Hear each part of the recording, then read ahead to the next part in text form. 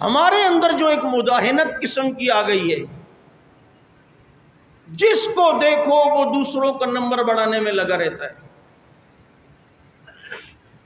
مثال کے طور پہ محرم آتا ہے نا،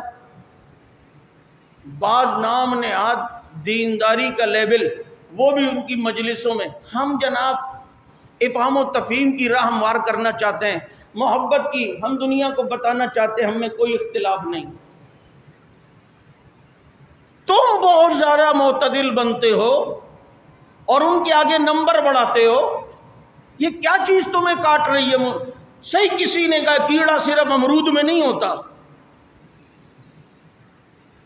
صرف امرود میں کیڑا نہیں ہوتا، اور بھی ادھر جائیں گے۔ کبھی ان کی طرف سے بھی کوئی فہم و تفہیم ہوا کہ وہ یکم محرم کو حضرت عمر رضی اللہ عنہ کے مطابق ہونے والی محفل میں آ جائے، کوئی جمادی الثانی کی 22 کو یا اس کے آس پاس حضرت صدیق اکبر رضی اللہ عنہ کی محفل میں آئے، اس سے کوئی پرواہ نہیں، وہ ڈٹ کے اسلام کی مخالفت اور صحابہ کی مخالفت کر رہا ہے، یہ زیادہ نمبر بڑھاتا ہے۔